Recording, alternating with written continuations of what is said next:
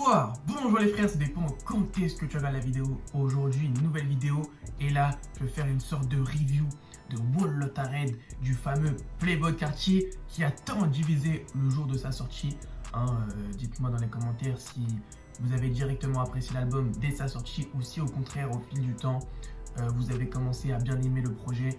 En tout cas, pour ma part, vous avez pu voir à ma première écoute le petit i, je ne sais pas s'il est là ou s'il est là. Je vous le mets là, voilà, si vous n'avez pas vu ma première écoute. En tout cas, j'avais bien aimé. J'avais plus turn up que plutôt analysé tout ça. Mais je ne veux pas vous mentir, j'étais choqué. J'étais même pas au courant qu'il était capable de faire de nouvelles choses comme ça. Donc, déjà, on met l'intro et c'est parti les mecs. Donc, il a sorti le fameux Wall Lotta Red le 25 décembre. C'était Noël. Qu'est-ce que j'en avais rien à foutre de Noël ce jour-là. Je voulais juste Wall Lotta Red. Tu vois, j'ai limite fait une nuit blanche pour écouter alors que j'étais au Portugal. Il y a 1 heure en moins, c'est une galère, laisse tomber les gars. Mais c'est une dinguerie. J'ai été vraiment matrixé ce soir-là. J'attendais. J'avais mis un réveil à 5 heures, mais je pouvais pas faire la première écoute parce qu'il faisait noir dehors. Et au Portugal, j'ai pas de lumière, tout ça, c'est un peu compliqué. Du coup, j'ai dû attendre comme ça, j'attendais les heures qui passent. Et je regardais pas sur Twitter, je pouvais pas voir les avis, tout ça. Donc je savais pas que, ouais, Wall Lotta Red, tout ça, c'était en TT et tout ça. Je me suis dit, bon, j'espère que c'est une dinguerie. J'avais vu, voilà, qu'il y avait 24 sons, mais c'est tout. Je m'étais même pas fait spoil la tracklist, tout ça. J'ai dit 24 sons, ah ouais, quand même, c'est beaucoup. J'espère que ça va pas être trop long. Au final, j'ai bien kiffé. Et on sait clairement pourquoi ça a divisé le jour de sa sortie, parce qu'on n'a clairement pas l'habitude d'entendre ce genre de chansons, tu vois ce que je veux dire, pour un rappeur. On n'a pas du tout l'habitude d'entendre ce genre de projet, tu vois, on s'attendait plutôt à un Carti des leaks de 2019, tu vois ce que je veux dire, genre des Skeleton, des Cancun, tout ça. On s'attendait plus à ça, mais finalement, il est parti dans un autre style complètement rockstar, punk, entre guillemets, tu vois ce que je veux dire. Donc rien que le son Punk Monk, après ça veut pas forcément dire qu'il y a écrit punk, que c'est punk, mais vous avez capté. Mais en tout cas voilà, ça a été complètement nouveau.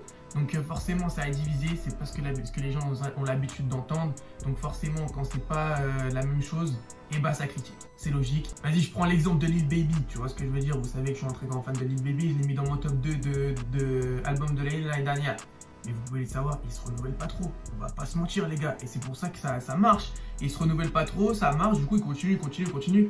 Alors que Playboi Carti, il a complètement fait un choix différent. Comme Kanye l'a fait en 2000, je ne sais pas combien, quand il a sorti Jesus.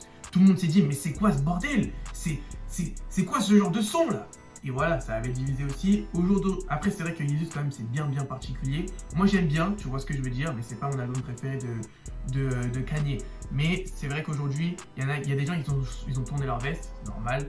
Et il y en a qui n'adhèrent toujours pas le délire. Après, quand même, Jesus, c'est quand même beaucoup plus particulier comparé à Wall Lotta Red, tu vois ce que je veux dire. Du coup, dans cet album de Wall Lotta Red, je pense que vous devez le savoir, mais on a eu où ça se trouve pas du tout. Du coup, je vous l'apprends tout de suite.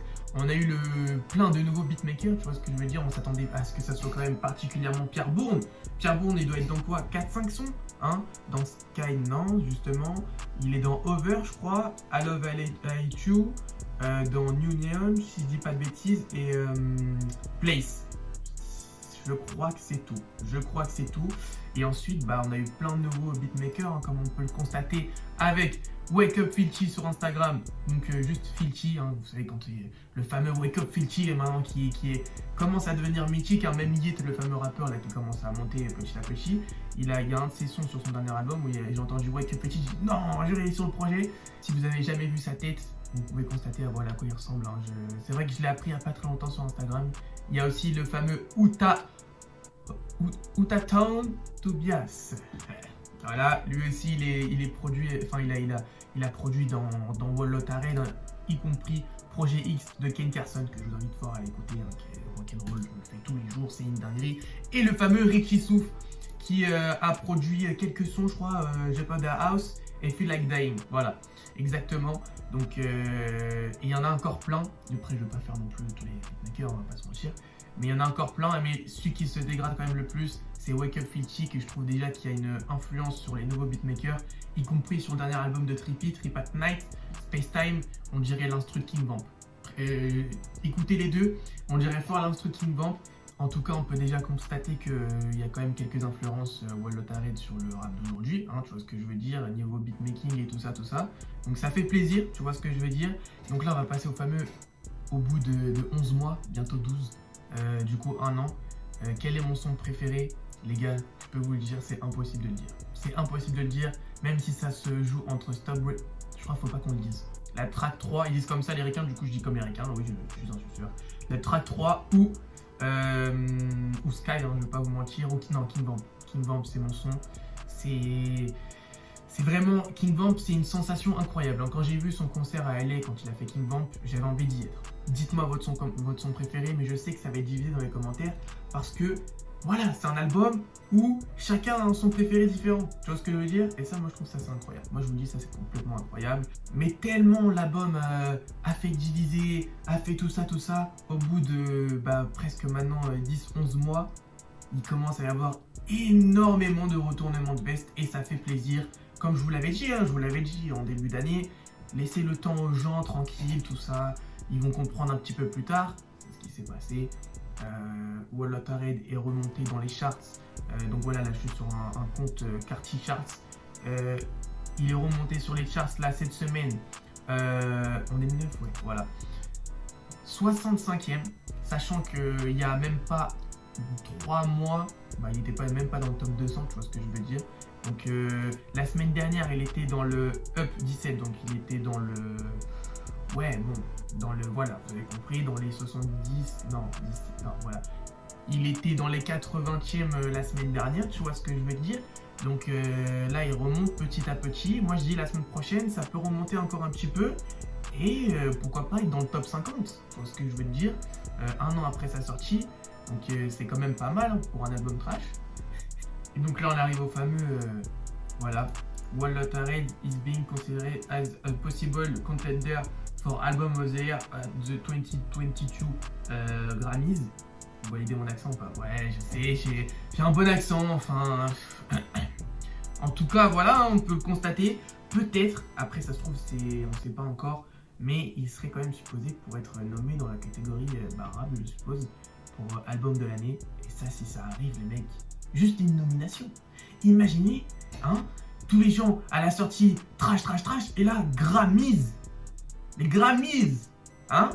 Là, c'est comme si je l'avais remporté moi-même. Tu vois ce que je veux te dire ou pas? Ce serait une dinguerie. Mais imaginez juste s'il gagne. Je pense pas qu'il va gagner ça. Je me dis pas que c'est possible qu'il gagne. Après, pour moi, je lui donne. Tu vois ce que je veux dire? C'est normal. C'est pas, hein, je sais pas ce que vous en pensez, les mecs. Mais si Playboi Carti gagne le Grammy sur Wallotared, c'est une dinguerie. C'est totalement une dinguerie.